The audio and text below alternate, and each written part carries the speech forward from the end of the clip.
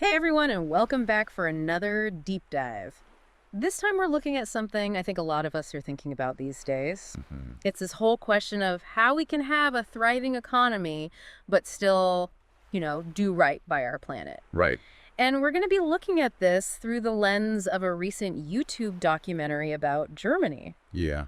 And it really got me thinking about some tough questions. Germany's a really interesting case study for this whole thing, Why is that? because they're dealing with stagnant growth and rising debt, all these classic economic anxieties. Right.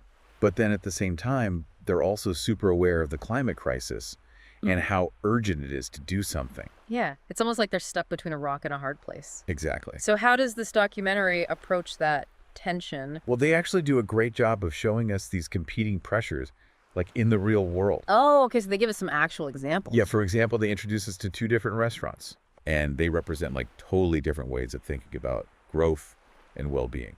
Okay. I'm curious, tell me more about these restaurants. So the first one is called Klinker. It's in Hamburg. Okay. And what's really fascinating about them is they've made this conscious choice to prioritize sustainability, fair wages, and work-life balance for their employees. Wow. Even if it means making less profit, Huh. they even close on super busy days just to give their staff time off. That's a pretty bold move, especially in the restaurant business where every day counts. It is. So how do they pull that off? Well, the documentary digs into that, and Yeah. what they find is that Klinker has basically redefined success on their own terms. They're not chasing endless growth or anything. Yeah. Instead, they're focused on creating a really high quality product. But Yeah. building strong relationships with their staff and customers, and minimizing their environmental impact. It sounds like they found a really nice balance. And it seems to be working for them. Their staff is happy, their customers are loyal, and they're making a decent living. That's really cool. It really challenges the idea that businesses can only succeed by constantly expanding. Yeah. But I'm guessing the documentary doesn't stop there, right? It's No. not all sunshine and roses. They also introduce us to Jürgen Helmuth. Okay. He's a baker, and he's struggling to keep his business going. He works crazy long hours. He's up against all this competition from big supermarkets. Yeah. Every penny matters for him. I can imagine. And for him, the idea of closing even for a day or paying his employees more is just impossible. His story is kind of heartbreaking because it just shows how difficult it is for some businesses to even consider these more sustainable or equitable practices. Right. It really highlights that tension between wanting to do better and the reality of surviving in the current system. Exactly. And that brings us to a group that's suggesting a pretty radical solution, Yeah. the degrowth The movement. degrowth movement. Now, I've heard this term thrown around a lot, but honestly, I'm still not entirely sure what it means. Yeah, it can be a little confusing. Can you break it down for us? So basically, degrowth argues that this whole idea of endless economic growth, it just doesn't work with the limited resources we have on this planet. Okay, that makes sense. So they say we need to scale down industries that use a ton of energy, Right. reduce how much we consume overall, and prioritize things like well-being and the environment over just material wealth. Okay, so it's not necessarily about going back to the Stone Age or anything. No. It's more about changing our priorities. Yeah, exactly. Yeah. Shifting how we think about consumption and work and even leisure time. That's interesting. But I imagine there's a lot of pushback against this idea, Oh, absolutely. especially from people who benefit from the way things are now. The documentary actually features economists like Lars Feld, who argue that degrowth is just not realistic.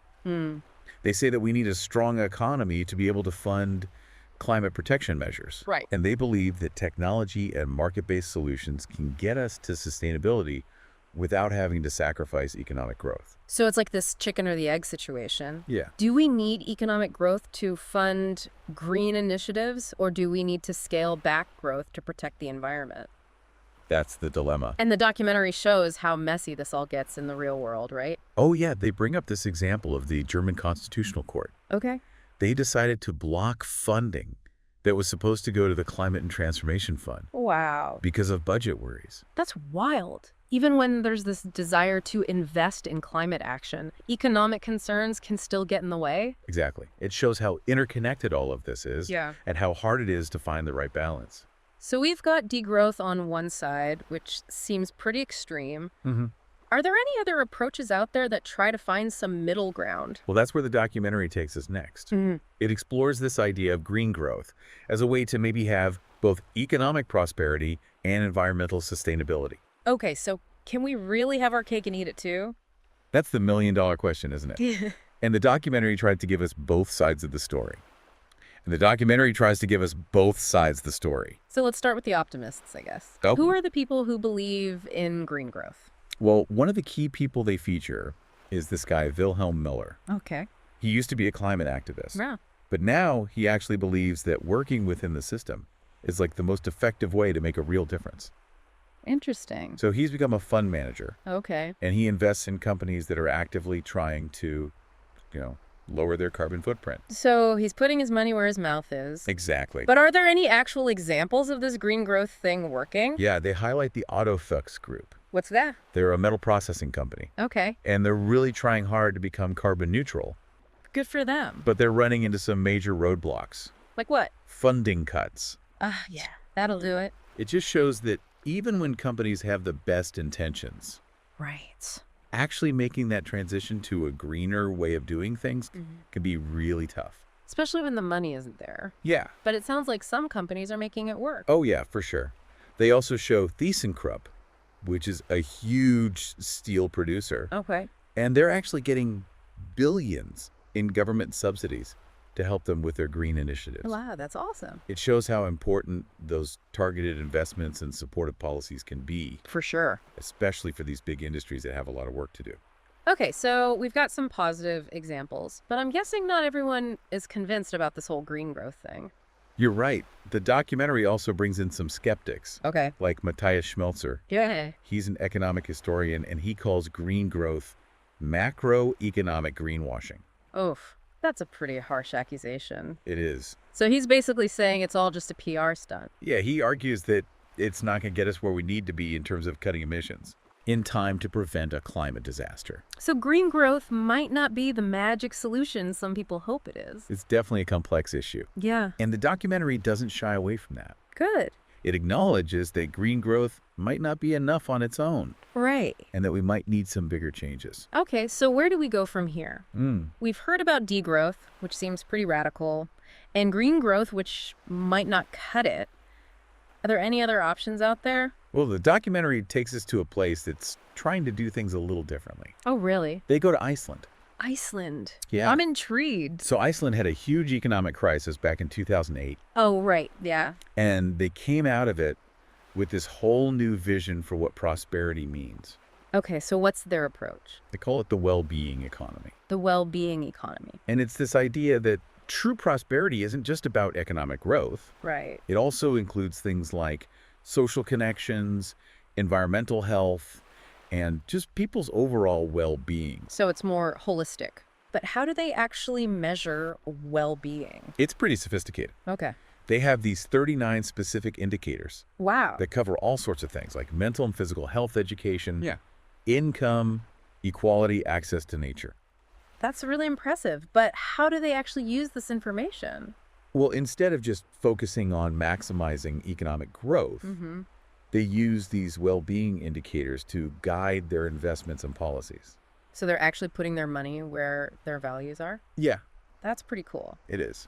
But what about the people who live in Iceland? How have they responded to this shift? The documentary introduces us to some folks like Dor Sigfusson. Okay. He's a chef who quit this high-pressure restaurant job to start his own small sustainable food business. And Olaf Tryggvadur, Okay. she's an artist. And she found more happiness by prioritizing time with her family and community over, like, material wealth. That's awesome. It's like they've rejected this idea that more is always better, Right. and they found fulfillment in other ways. It's really inspiring. It is. But it all sounds pretty utopian. Are there any downsides to this approach? Well, one criticism is that it can be hard to measure some aspects of well-being, Right. and there's always a risk of missing certain factors or groups of people. Yeah, you don't want anyone to get left behind. Exactly. And it's important to remember that Iceland is a pretty small country with a relatively homogenous population. So it might be easier for them to make these kinds of changes than it would be for larger, more diverse nations. But even if Iceland's model isn't perfect or easily replicated, it still gives us some valuable ideas. Yeah. And it's inspiring to see a country actually trying to do things differently. Sure. So we've heard about Iceland, but let's bring it back to Germany for a second. Okay. Remember that family that tried living a degrowth lifestyle for 2 weeks? Oh, yeah. What happened to them? What did they learn? Well, they hit some bumps in the road for sure. Yeah. Especially when it came to cutting back on their consumption, finding eco-friendly transportation, Right. and figuring out how to entertain themselves without relying on technology all the time. It sounds like a real challenge. It was. Did they make it through the whole 2 weeks? He did. But it wasn't easy. They had to compromise sometimes and definitely adjust their habits. Did they find it worth it?